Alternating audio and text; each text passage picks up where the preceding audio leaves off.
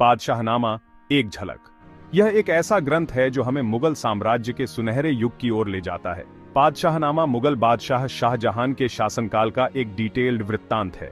यह ग्रंथ न केवल उनके शासनकाल की घटनाओं का वर्णन करता है, बल्कि उनके व्यक्तित्व और उनके शासन की नीतियों को भी उजागर करता है। यह मुगल इतिहास के सबसे इंपॉर्टेंट सोर्सेज में से एक है। इसके माध्यम से हम उस समय की राजनीति, समाज और संस्कृति के बारे में गहराई से जान सकते हैं। इसे शाहजहां के दरबारी इतिहासकार अब्दुल हमीद लाहौरी ने लिखा था। लाहौरी ने इस ग्रंथ को लिखने में कई वर्षों का समय लगाया और इसे बहुत ही बारीकी से तैयार किया।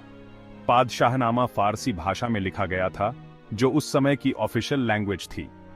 फारसी भाषा में लिखे जाने के कारण यह ग्रंथ उस समय के शिक्षित वर्ग के लिए आसानी से समझने योग्य था। यह ग्रंथ शाहजहां के शासनकाल के पहले 20 वर्षों का वर्णन करता है। इसमें उनके शासनकाल की महत्वपूर्ण घटनाओं, नीतियों और उपलब्धियों का विस्तार से वर्णन किया गया है।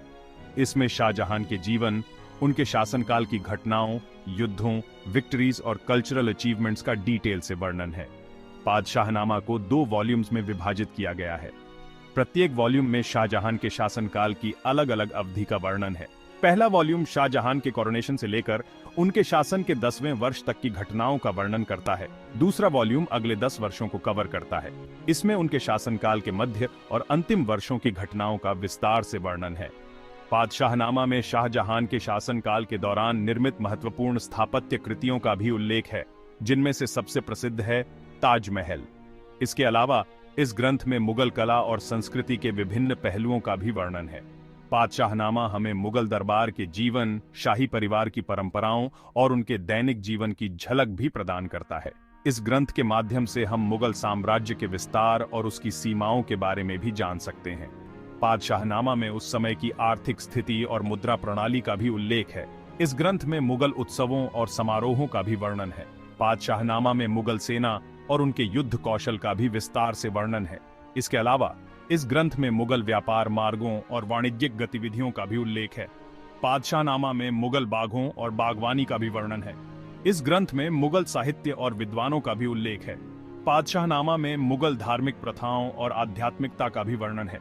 इस प्रकार पादशाहनामा एक महत्वपूर्ण ऐतिहासिक दस्तावेज है, जो हमें मुगल साम्राज्य के विभिन्न पहलुओं की गहरी समझ प्रदान करता है। शाहजहां का राज्याभिषेक एक भव्य समारोह था, जिसमें पूरे साम्राज्य से लोग शामिल हुए थे। यह एक ऐतिहासिक क्षण था जिसने मुगल साम्राज्य के भविष्य को आकार दिया। 1628 ईस्वी में शाहजहां मुगल सिंहासन पर बैठे। इस समय साम्राज्य को एक मजबूत और दूरदर्शी नेता की आवश्यकता थी, और शाहजहां ने इस भूमिका को बखूबी निभाया। उन्होंने अपने शासनकाल की शुरुआत में ही कई सुधार किए। इन सुधारों का उद्देश्य प्रशासन को अधिक कुशल और न्यायसंगत बनाना था। उन्होंने कर प्रणाली में सुधार किया और भ्रष्टाचार को कम करने के लिए कड़े कदम उठाए। उन्होंने न्याय व्यवस्था को मजबूत किया और किसानों के हितों की रक्षा के लिए कदम उठाए। किसानों के लिए नई नीतियां बनाई गईं, जिससे उनकी आर्थिक स्थिति में सुधार हुआ। शाहजहां ने अपनी मिलिट्री पावर का विस्तार किया और कई सैन्य अभियान चलाए। उनकी सेना ने कई महत्वपूर्ण विजय प्राप्त की, जिससे साम्राज्य की सीमाएं विस्तृत हो गईं। शाहजहां ने अपने साम्राज्य में व्यापार और वाणिज्य को बढ़ावा दिया। उन्होंने व्यापारिक मार्गों को सुरक्षित किया और व्यापारियों को प्रोत्साहित किया, जिससे आर्थिक गतिविधियों में वृद्धि हुई। उनके शासनकाल में मुगल साम्राज्य समृद्धि के शिखर पर पहुंच गया। यह समृद्धि केवल आर्थिक नहीं थी, बल्कि सांस्कृतिक और सामाजिक क्षेत्रों में भी देखने को मिली। मुगल साम्राज्य का स्वर्णिम युग, जिसे गोल्डन एज भी कहा जाता है, एक ऐसा समय था जब कला, संस्कृति और स्थापत्य अपने चरम पर थे। इस युग के प्रमुख शासक शाहजहां को उनकी कला और स्थापत्य के प्रति प्रेम के लिए जाना जाता है। उनके शासनकाल में मुगल साम्राज्य ने अद्वितीय ऊंचाइयों को छुआ। शाहजहां के शासनकाल को मुगल वास्तुकला का स्वर्णिम युग माना जाता है। इस समय में कई भव्य और अद्वितीय इमारतों का निर्माण हुआ। उन्होंने ताजमहल, लाल किला और जामा मस्जिद जैसी भव्य इमारतों का निर्माण करवाया। ताजमहल, जो प्रेम का प्रतीक माना जाता है, विश्व धरोहर स्थल के रूप में प्रसिद्ध है। शाहजहां के दरबार में कला, साहित्य और संगीत को बढ़ावा दिया जाता था। उनके दरबार में कई महान कलाकार, कवि और संगीतकार रहते थे। इन कलाकारों ने अपनी कला के माध्यम से मुगल दरबार को जीवंत और रंगीन बना दिया।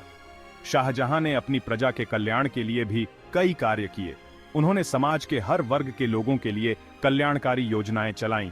उन्होंने सड़कों, पुलों और नहरों का निर्माण करवाया, जिससे व्यापार और यातायात में सुधार हुआ। उन्होंने शिक्षा और स्वास्थ्य सेवाओं को बढ़ावा दिया। उनके शासनकाल में कई स्कूल और अस्पताल स्थापित किए गए। अपने शासनकाल के उत्तरार्ध में शाहजहां को कई चुनौतियों का सामना करना पड़ा। उनके पुत्रों के बीच उत्तराधिकार का युद्ध छिड़ गया। इस युद्ध में दारा शिकोह को औरंगजेब ने हरा दिया। पादशाहनामा शाहजहां के शासनकाल और मुगल इतिहास को समझने के लिए एक इंपॉर्टेंट सोर्स है। यह हमें उस समय के पॉलिटिकल, सामाजिक और कल्चरल जीवन की एक ग्लिम्स प्रदान करता है। इसमें शाहजहां के शासनकाल का एक आइडियलिस्टिक चित्रण प्रस्तुत किया गया है, फिर भी यह इतिहासकारों के लिए वैल्यूएबल रिसोर्स है। शाहजहां को मुगल साम्राज्य के सबसे प्रसिद्ध बादशाहों में से एक माना जाता है। उन्हें उनकी भव्य इमारतों और कला के प्रति उनके प्रेम के लिए याद किया जाता है। उनके शासनकाल को मुगल साम्राज्य के गोल्डन एज के रूप में जाना जाता है। उनके समय में मुगल साम्राज्य अपनी समृद्धि और वैभव के चरम पर पहुंच गया था। पादशाहनामा मुगल इतिहास का एक इंपॉर्टेंट डॉक्यूमेंट है। यह हमें शाहजहां के शासनकाल की एक ग्लिम्स प्रदान करता है। यह उन लोगों की कहानियों को भी बताता है जिन्होंने इतिहास को आकार दिया।